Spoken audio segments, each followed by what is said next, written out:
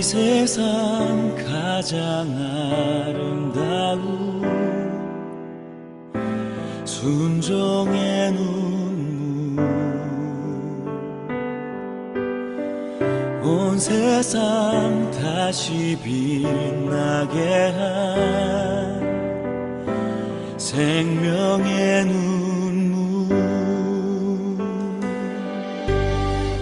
그가 이 땅에 오신 이유, 죽어야 살게 되고 져야만 승리하는 놀랍고 영원한 신비.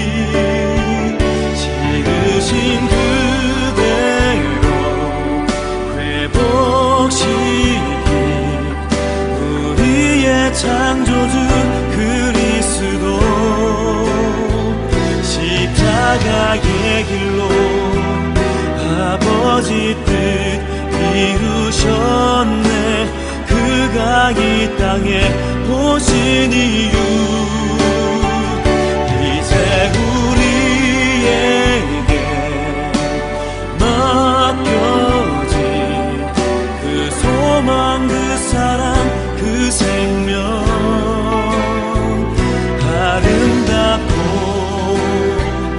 눈부신 십자가의 길, 우리가 이 땅에 살아갈 이유.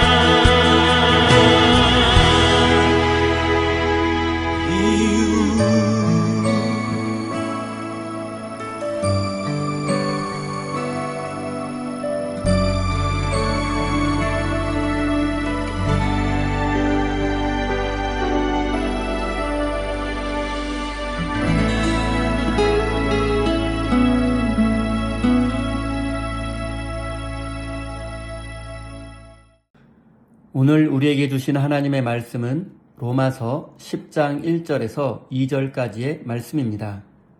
다 같이 화면을 보시면서 함께 읽겠습니다. 형제자매 여러분, 내 마음의 간절한 소원과 내 동족을 위하여 하나님께 드리는 내 기도의 내용은 그들이 구원을 얻는 일입니다. 나는 증언합니다. 그들은 하나님을 섬기는데 열성이 있습니다. 그러나 그 열성은 올바른 지식에서 생긴 것이 아닙니다. 아멘. 하나님께서 이 말씀을 통하여 우리에게 은혜 주시기를 원합니다. 하나님의 크신 사랑과 은총이 여러분의 삶에 함께 하시기를 빕니다. 오늘은 올바른 지식에 근거한 믿음이라는 제목으로 함께 하나님의 말씀을 나누겠습니다. 바울은 이미 로마서 9장에서 자신의 동족인 이스라엘 민족을 향한 사랑을 드러낸 바 있습니다. 그런데 오늘 본문 말씀에서 다시 한번 이스라엘 민족이 구원받기를 원한다는 고백을 하고 있습니다.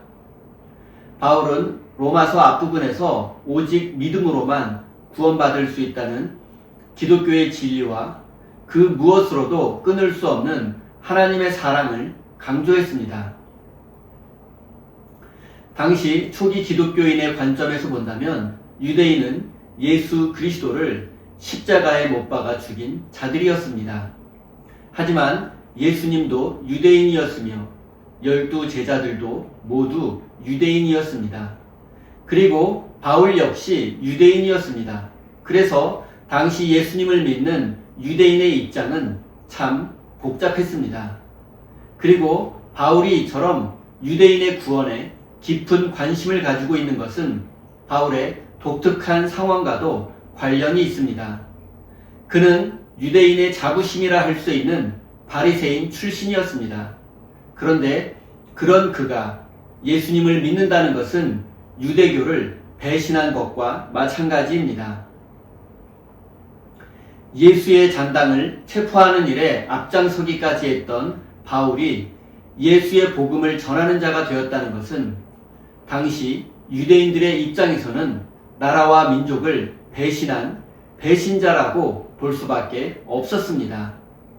하지만 바울의 입장에서는 과거의 율법에 얽매여 예수 그리스도의 복음을 받아들이지 못하는 유대인들에게 안타까움을 느끼고 있는 것입니다. 율법이 아니라 예수님을 통해서만 구원받을 수 있다는 진리를 외면하는 유대인들을 바라보며 가슴 아파할 수밖에 없었습니다. 어떻게 해서라도 그들을 구원의 길로 인도하고 싶었지만 유대인들은 오히려 바울을 비난하고 심지어 죽이려고까지 했습니다. 2절 말씀입니다. 나는 증언합니다. 그들은 하나님을 섬기는데 열성이 있습니다. 그러나 그 열성은 올바른 지식에서 생긴 것이 아닙니다. 바울은 유대인이 구원받기를 간절히 원했지만 사실 유대인들에게는 큰 문제점이 있었습니다. 유대인들에게도 하나님을 향한 믿음이 있었습니다. 있었을 뿐만 아니라 그들의 믿음은 다른 어느 민족과도 비교할 수 없을 정도로 열성적이었습니다. 그런데 문제는 그 열심이 잘못된 지식에 근거한 것이라는 점입니다. 뜨거운 믿음, 열성적인 믿음, 그리고 독실한 믿음은 그 자체로 가치 있고 좋은 것입니다. 참된 신앙은 열심을 가지고 최선을 다할 때 열매 맺기 때문입니다. 그러나 믿음이 뜨겁고 열성적이라고 해서 그 믿음을 항상 올바른 믿음이라고 할 수는 없습니다. 뜨겁고 열성적인 믿음이 잘못된 방향을 향한다면 광신도가 될 수 있고 이단도 될 수 있기 때문입니다. 그렇기 때문에 열성적인 믿음보다 더 중요한 것은 그것이 어디를 향하고 있는가, 무엇을 향하고 있는지 그 방향과 목적이 중요합니다.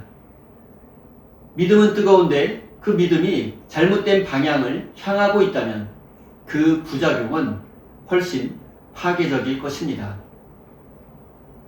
한국의 대표적인 이단 종교인 통일교와 여호와의 증인을 한번 생각해 보십시오. 그들의 열심은 보통 기독교인들을 뛰어넘습니다. 그들은 자신들의 종교를 위해서 수고와 헌신 그리고 희생을 아끼지 않습니다. 그들의 열심은 따라가기 어려울 정도입니다. 그리고 정통 기독교 교단에 소속은 되어 있지만 자본주의에 물들어 크고 화려한 교회 건물에 집착하고 교회가 마치 목사 개인의 소유물이라도 되는 것처럼 목회 세습을 하는 타락한 교회도 있습니다. 그리고 이런 일에 앞장서는 자들의 믿음은 매우 뜨겁고 열성적이라는 공통점을 가지고 있습니다.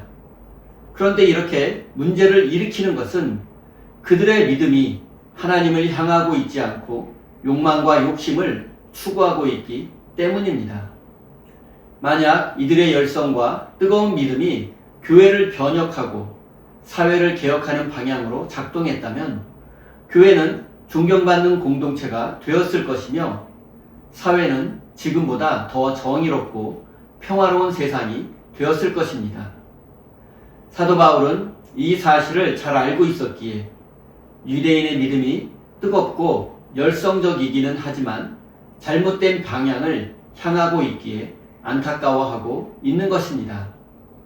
그래서 바울은 뜨거운 믿음이 아니라 올바른 지식에 근거한 합리적인 믿음이 중요하다고 강조하고 있습니다. 그리고 바울이 강조하는 올바른 지식이란 바로 성경의 바탕을 둔 믿음을 의미합니다. 그러니까 지금 바울은 성경에 근거한 믿음만이 우리를 구원의 길로 인도할 수 있다고 말하고 있는 것입니다. 그 성경이 의미하는 것은 하나님의 뜻입니다. 그렇기 때문에 하나님의 뜻이 우리의 믿음의 방향과 목적이 되어야 합니다. 무조건 뜨겁기만 하고 열성적이기만 한다면 그런 믿음은 광신자를 만들어 낼 뿐입니다. 역사 속에서 이런 믿음은 집단적 노이로제나 민중의 아편이라는 비난을 받아왔습니다. 그렇기 때문에 우리는 우리의 믿음이 성서에 근거를 두고 있는가, 우리의 믿음이 하나님의 뜻에 부합하는가를 날마다 생각해 보아야 합니다. 사랑하는 성도 여러분, 오늘 이 시대를 살아가는 그리스도인에게 가장 필요한 것은 바울이 강조하는 올바른 지식입니다. 이것은 성경에 대한 올바른 지식과 하나님의 뜻을 이해하는 지혜를 의미합니다. 오늘날 성도들에게 이런 지식과 지혜가 없다면 미신과 신비주의에 빠질 수 있습니다. 유교와 기독교의 교리가 혼합된 율법주의와 도덕주의에 사로잡힐 수도 있습니다. 부와 성공만을 하나님의 축복으로 여기는 맘모니즘의 노예가 될 수도 있습니다. 자신의 이익을 하나님의 영광으로 포장하는 교만하고 이기적인 사람이 될 수도 있습니다. 하나님에 대한 올바른 지식과 지혜가 없다면 결국 광신자가 되어서 하나님의 영광을 가리는 사탄의 앞잡이가 되고 말 것입니다. 사랑하는 성도 여러분, 하나님에 대한 올바른 지식이 없었던 유대인들은 결국 하나님의 아들 예수 그리스도를 십자가에 못 박아 죽이고 말았다는 사실을 잊지 마십시오. 사랑하는 우리 세임교회 성도 여러분, 하나님에 대한 올바른 지식을 소유하기 위해서 기도와 말씀 묵상에 더욱 집중하시기를 바랍니다. 욕망과 욕심을 내려놓고 하나님의 뜻에 순종하는 믿음의 사람이 되어서 하나님의 이름을 높이는 거룩한 믿음의 사람이 되시기를 예수님의 이름으로 축원드립니다. 우리 다 함께 주신 말씀 가슴에 새기며 기도의 자리로 나아가겠습니다.